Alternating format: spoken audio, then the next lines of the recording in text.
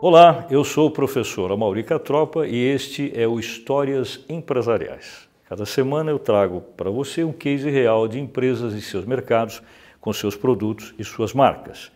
Uma ilustração de como ações estratégicas corporativas podem explicar, na prática, conceitos acadêmicos da teoria. E o tema conceitual de hoje é o seguinte: nós vamos falar sobre hábitos dos consumidores que se transformam em produtos e o inverso também, produtos que se tornam hábitos desses mesmos consumidores. E a história de hoje vai se referir a um case referente à criação de um confeito mastigável. O que é isso? Bom, daqui a pouquinho nós vamos saber. Vamos falar um pouquinho sobre hábitos. A expressão hábito, vista pelos psicólogos, ela é conceituada como um comportamento repetitivo que nem sempre se explica por uma lógica planejada por quem tem esse tipo de hábito. Por exemplo, se você costuma lavar a mão ou lavar as mãos várias vezes ao dia, é um hábito ótimo, eu também faço isso, todo mundo deve fazer isso, mas você já parou para pensar o seguinte: você planeja lavar as mãos em cada situação? Talvez em situações incomuns, sim, mas ao longo do seu dia, provavelmente você lava as mãos em situações repetitivas. Imediatamente antes de almoçar, imediatamente antes de jantar, logo depois de mexer com dinheiro, por exemplo, ou alguma mercadoria que deixa suas mãos empoeiradas. Vamos falar um pouquinho sobre esses hábitos na medida em que eles têm a característica de gerar a seguinte situação. Você, ao ter os seus próprios hábitos, você está, na verdade, com eles, reduzindo a necessidade de você ter esforços criativos para tomar algum tipo de decisão. Veja só, se você costuma almoçar fora todos os dias e você vai nos mesmos lugares, provavelmente você, por uma lei do mínimo esforço, como a gente diz, talvez peça o mesmo prato todo dia. Aquele prato que já deu certo, né? Deu certo para o seu paladar, deu certo para aquela dieta que você está fazendo, a sua preocupação com a balança e com a saúde. Então, na dúvida, você pede, olha, aquela salada de sempre com aquele grelhado de sempre, que pode ser um salmão, pode ser um frango, mas você até evita de manipular o cardápio justamente porque você não quer se submeter a esse esforço criativo. Ou seja, hábitos, né? Eles acabam reduzindo esse tipo de decisão criativa. Vamos colocar para vocês hoje duas questões que vão nortear essa história relacionadas ao que a gente quer mostrar sobre hábitos e produtos. Veja bem, você está vendo aqui uma coisa que a gente poderia dizer que é um modismo que talvez tenha vindo para ficar. São os tais sucos detox.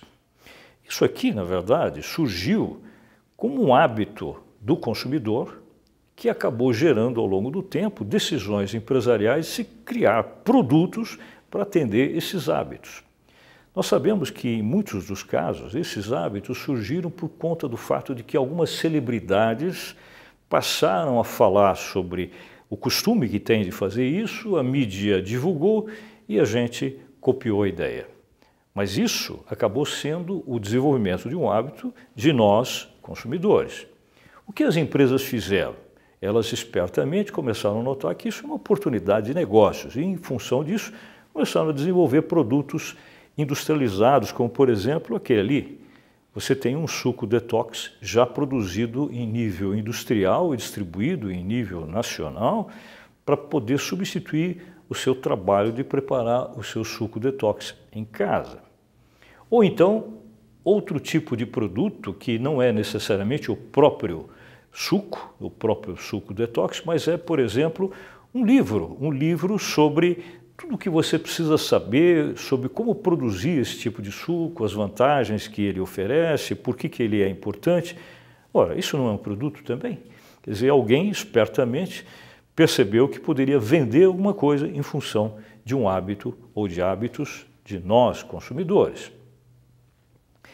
Agora tem o inverso também, situações em que uma empresa já tem um produto criado, mas não desenvolveu ainda o hábito junto a uma parcela do seu mercado.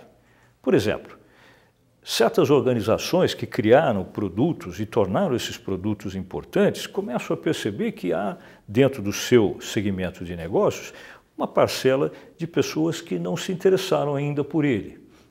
Por exemplo, nós falamos há pouco tempo aqui neste programa sobre a história do Gatorade, como ele surgiu. Na verdade, ele começou como um produto criado para resolver um problema muito específico. Ele é, como nós sabemos, um isotônico. E a finalidade original dele era o quê? Era repor sais minerais para atletas que exerciam um esforço muito grande em ambientes de calor muito intenso e de umidade muito alta. Mas com o passar do tempo, a empresa que hoje fabrica Gatorade, que é a PepsiCo, fabricante de Pepsi-Cola, notou que esse tipo de produto precisava ou precisaria acionar hábitos de uma outra parcela de consumidores que não estava focada. Por exemplo, os não atletas, as pessoas em geral que poderiam perfeitamente consumir isso por outros motivos. Então, houve um reposicionamento do produto. Ele deixou de ser exclusivamente um produto isotônico para atletas, para quem consome energia, quem precisa repor sais minerais, e passou a ser também um refresco. Nossa história de hoje vai começar na Grécia Antiga, né? Vamos falar de uma situação que começou a acontecer, não se sabe exatamente quando, mas provavelmente há uns 2.500 anos atrás. Nessa ocasião, na Grécia Antiga, pelos registros históricos que se tem, o povo de lá tinha um hábito, nós estamos falando de hábitos, né? O hábito de mascar ou mastigar alguma coisa durante o dia inteiro. Parece que é um hábito muito relacionado à provocação de uma distensão de situações de, vamos dizer, de estresse que o ser humano tem, né? Isso já havia há muito tempo, só que no caso específico da Grécia, isso estava voltado ao seguinte: essa árvore que vocês estão vendo, uma árvore típica da região da Grécia, chama-se mastis. E não por acaso essa expressão vai gerar a palavra mastigar ou mascar em vários idiomas de origem latina. Essa árvore produz uma resina. Vamos ver aqui. Essa aqui é uma foto mais próxima da resina saindo ali do caule da árvore. E essa resina tem uma característica interessante. Ela é elástica, tá certo? E ela tem até um certo sabor. Então, o que os gregos antigos faziam?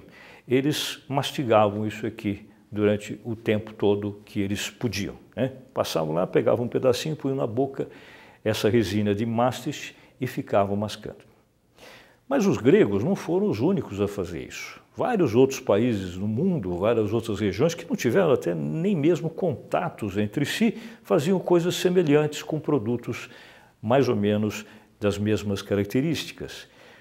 Por exemplo, na região da península do Yucatán, no México, e também ali próximo na região da atual Guatemala, há séculos atrás já se tinha um hábito semelhante.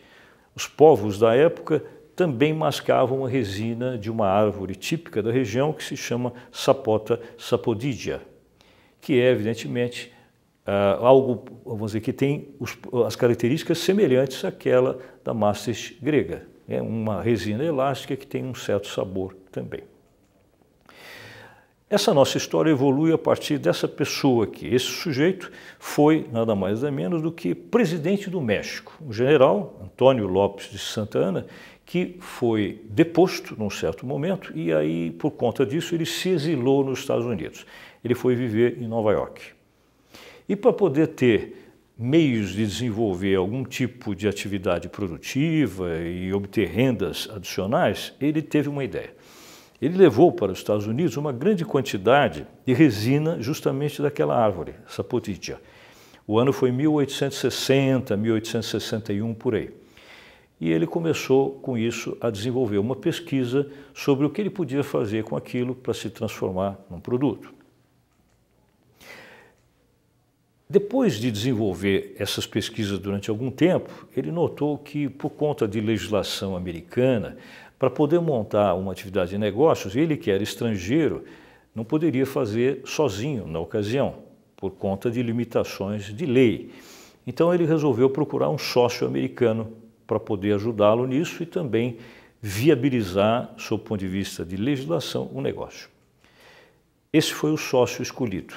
Ele era um fotógrafo americano radicado em Nova York, o nome dele era Thomas. Ele foi o sócio do general Santana. Durante algum tempo, esses dois, o general e o fotógrafo, focaram as suas pesquisas numa ideia. A ideia era a seguinte: eles, percebendo que o desenvolvimento da indústria de borracha, e mais especificamente a de pneus usando a borracha como matéria-prima, era algo que estava se desenvolvendo muito rapidamente nos Estados Unidos e no resto do mundo, eles procuraram ver uma maneira de baratear a fabricação de pneus, propondo introduzir na mistura feita no processo de criação do produto a própria resina de Sapodítia. Por quê? Porque era uma matéria-prima barata. E eles imaginaram que acrescentando alguma coisa mais barata, provavelmente o preço final do pneu também se reduzisse.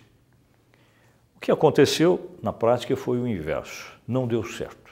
E não deu certo por quê? Porque essa resina, a Sapodítia, ela acabou gerando na mistura feita com resinas de seringueira, que se usava muito para fazer pneus, um resultado em que a banda de rodagem do pneu ficava muito mole, frágil, e o pneu tem que ser resistente. Então, não servia. Acabaram desistindo desse foco, mas imaginaram tentar desenvolver outros focos de pesquisa para o mesmo produto, a resina de Sapodítia. Infelizmente, logo depois, o general Santana, no início dos anos 1870, faleceu. O que ocorreu foi que o fotógrafo, Thomas, herdou a atividade de negócio, herdou a pesquisa, herdou a matéria-prima, mas não desistiu. Ele resolveu continuar seguindo o mesmo rumo para tentar encontrar uma solução. Ele, em ambiente laboratorial, desenvolveu uma série de outras pesquisas imaginando usos alternativos que não fosse na produção de borracha para a resina da árvore Sapodítia. E ao fazer isso, ele imaginou que mais cedo ou mais tarde ele iria, por tentativa e erro, em pesquisa laboratorial, acabar descobrindo uma aplicação que fosse útil para essa matéria-prima. Afinal, havia um estoque muito grande que o general havia trazido do México. Era preciso dar um destino a isso. Nós estamos falando, na verdade, sobre a relação que se tem entre hábitos do consumidor e, posteriormente, a criação de produtos para atender esses hábitos. E depois o inverso, né? Produtos criados para criar também hábitos no cliente. No primeiro dos dois aspectos mencionados, havia se esquecido um pouco que a origem disso tudo poderia estar relacionada ao que os antigos povos que viviam nessas regiões, lá Guatemala e México, assim como na Grécia Antiga, os usos que eles davam a esse tipo de resina. Ou seja, quais eram os hábitos, né? Mas nessas pesquisas não estava se levando em conta isso, até que acontece acidentalmente um fato. O fato foi o seguinte: num determinado dia, Thomas entrou numa farmácia nos Estados Unidos e percebeu que havia uma mulher, uma moça, na verdade, ao lado dele, que estava fazendo um pedido ao balconista. E ele, muito atento ao pedido que ela fez, percebeu que aquilo poderia ser, na verdade, uma informação importante sobre hábitos de consumidores. E, quem sabe, algo útil para o tipo de pesquisa que ele estava desenvolvendo. E realmente foi.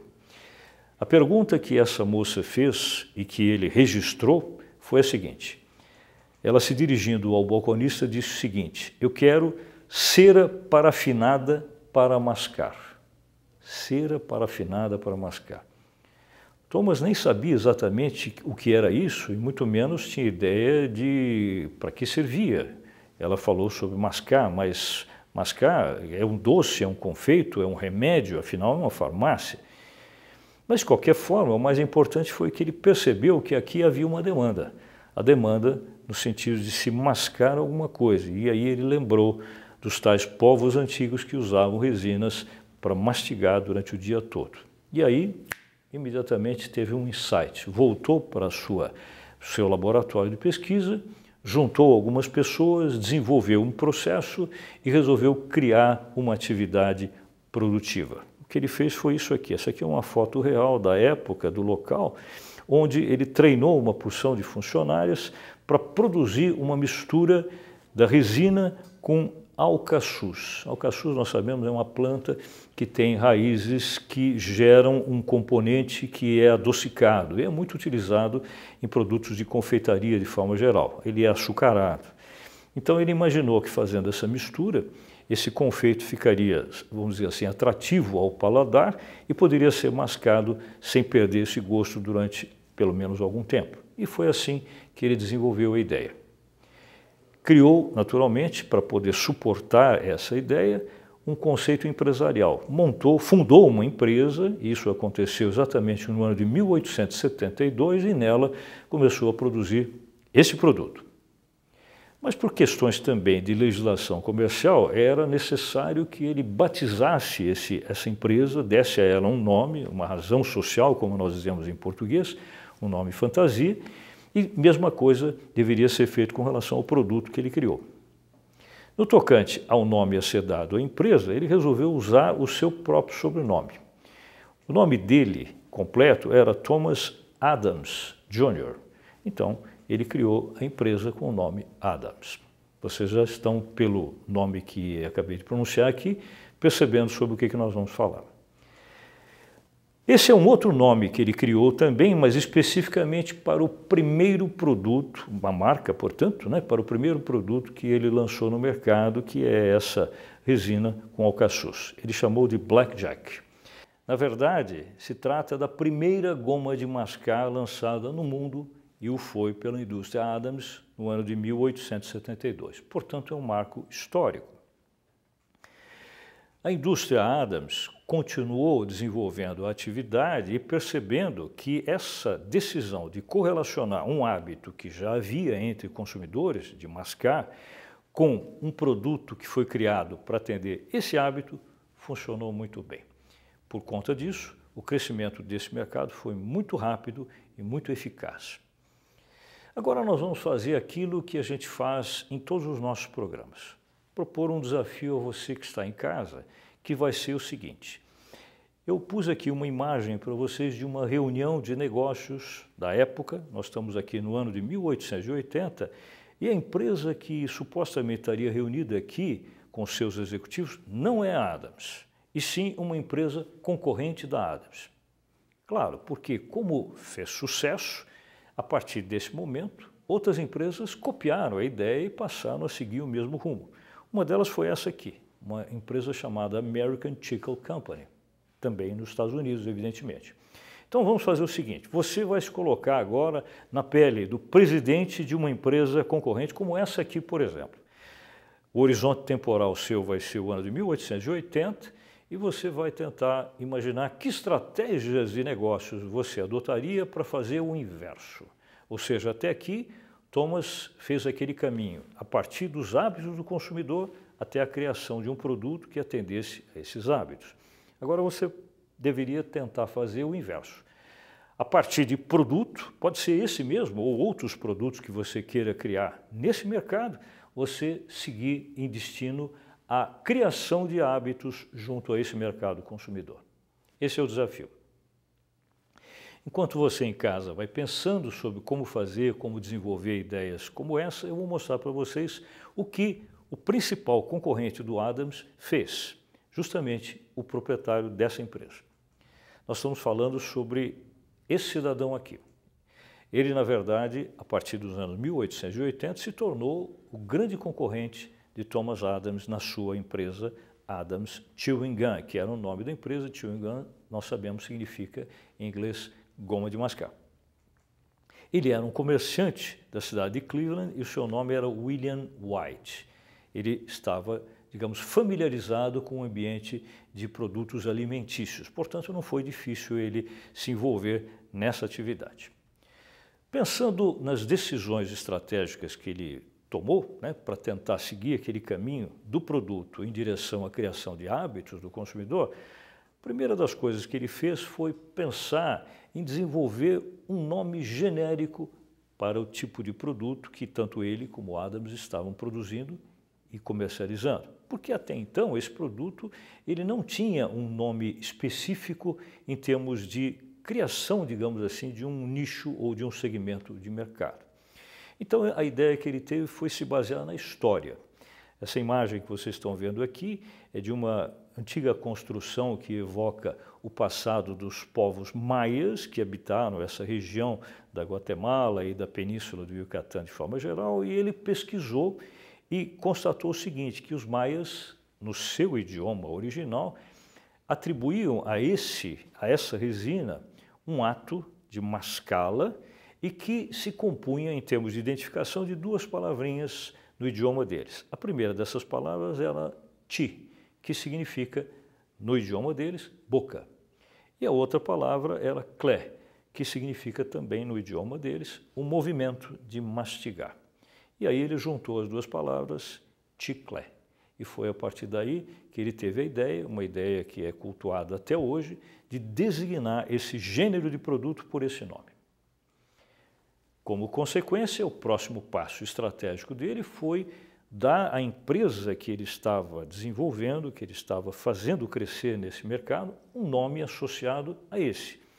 O que ele fez foi fundar essa empresa baseado na ideia de que chiclé era uma expressão no idioma dos maias, mas que precisaria ser adaptada para o idioma inglês. E aí ele criou uma expressão que é usada até hoje, que é chicle em inglês. E o próprio nome da empresa passou a ser esse, American Chicle Company, né? A companhia da goma de mascar americana.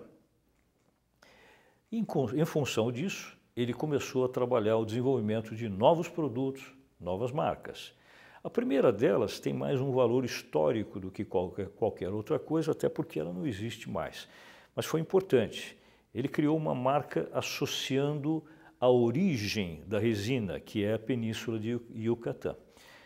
Essa goma de mascar se chamava de forma completa, o nome completo era Yucatán Yellow Band, ou seja, Yucatán faixa amarela. Esse produto persistiu durante algum tempo, mas ele acabou deixando de ser produzido por conta do desenvolvimento de um outro que, esse se tornou definitivo e até hoje ele está muito associado ao próprio conceito do que é goma de mascar. Uma das ideias que ele teve foi mudar um pouco o formato do produto, ao invés de fazer como era até então produzido pela Adams, que eram uns tabletezinhos, ele fez em forma de umas pastilhas açucaradas. Colocou numa caixinha e colocou 2 sabores diferentes. Acertou em cheio também, mais uma vez, porque até hoje são os 2 sabores mais vendidos por todas as fábricas desse tipo de produto no mundo. Os sabores são hortelã e tutti-frutti. E ele deu um nome ao produto que se tornou clássico. Esse é o produto.